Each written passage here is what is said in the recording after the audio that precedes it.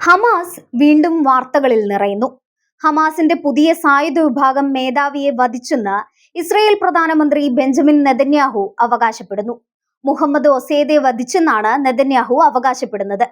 ഏതാനും ദിവസങ്ങൾക്ക് മുൻപാണ് ഹമാസിന്റെ സായുധ വിഭാഗം മേധാവിയായി മുഹമ്മദ് ഒദേയെ അധികാരമേറ്റത്.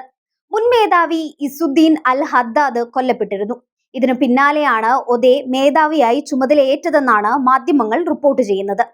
2023 ഒക്ടോബർ 7-ന് ഹമാസ് ഇസ്രയേലിൽ അപ്രതീക്ഷിത ആക്രമണം നടത്തിയിരുന്നു. ഈ ആക്രമണത്തിന്റെ മുഖ്യ സൂത്രധാരന്മാരിൽ ഒരാളായിരുന്നു ഒദേ എന്നാണ് റിപ്പോർട്ടുകൾ പറയുന്നത്. ഹമാസ് ഇസ്രയേൽ ആക്രമണം നടത്തുമ്പോൾ ഹമാസിന്റെ ഇന്റലിജൻസ് വിഭാഗം മേധാവിയായിരുന്നു ഇദ്ദേഹം. ഒദേ കൊല്ലപ്പെട്ടെന്ന ഇസ്രയേലിന്റെ അവകാശവാദത്തിൽ ഹമാസ് ഇതുവരെയും പ്രതികരിച്ചിട്ടില്ല. ഇസ്രയേൽ ഗസയിൽ നടത്തിയ വ്യോമാക്രമണത്തിലാണ് ഒദേ കൊല്ലപ്പെട്ടതെന്നും നെതന്യാഹു വ്യക്തമാക്കി. ചൊവ്വാഴ്ചയാണ് ഇസ്രയേൽ ഗസയിൽ വ്യോമാക്രമണം നടത്തിയത്. ആക്രമണത്തിൽ 6 പേർ കൊല്ലപ്പെട്ടതായും 12 പേർക്ക് പരിക്കേറ്റതായും മാധ്യമങ്ങൾ റിപ്പോർട്ട് ചെയ്യുന്നുണ്ട്. ഒദയുടെ മരണവിവരം അദ്ദേഹത്തിന്റെ ബന്ധുക്കളും സ്ഥിരീകരിച്ചിട്ടുണ്ട്. ഹമാസ് ഔദ്യോഗികമായി പ്രതികരിച്ചിട്ടില്ലെങ്കിലും ഒദയും അദ്ദേഹത്തിന്റെ ഭാര്യയും മകനും ആക്രമണത്തിൽ കൊല്ലപ്പെട്ടതായാണ് ബന്ധുവിന്റെ വെളിപ്പെടുത്തൽ. ഗസ സിറ്റിയിലെ റിയാൽ മേഖലയിലുള്ള ഒരു ഫ്ളാറ്റ് ലക്ഷ്യമാക്കി നടന്ന ഇസ്രയേൽ ആക്രമണത്തിലാണ് ഒദേ കൊല്ലപ്പെട്ടത്. ഈ ഫ്ളാറ്റിന്റെ മുകളിലത്തെ നില തകർത്തുകൊണ്ടാണ് ഇസ്രയേൽ ആക്രമണം നടത്തിയത്.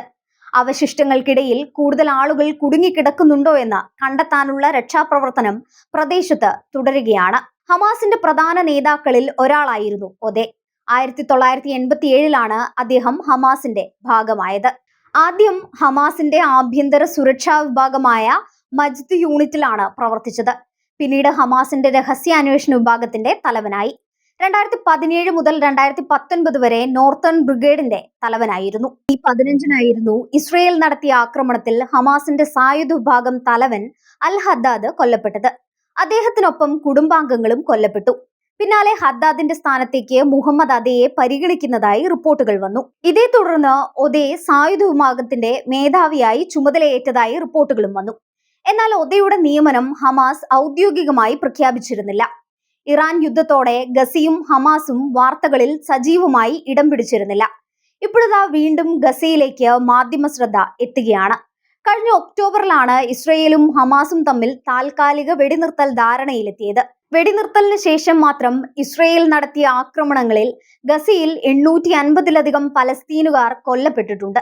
2023 ഒക്ടോബറിൽ തുടങ്ങിയ ഈ യുദ്ധത്തിൽ ഇതുവരെ 72,000-ലധികം പലസ്തീനുകളാണ് ഗസയിൽ കൊല്ലപ്പെട്ടിട്ടുള്ളതായാണ് അന്തർദേശീയ മാധ്യമങ്ങൾ റിപ്പോർട്ട് ചെയ്യുന്നത്.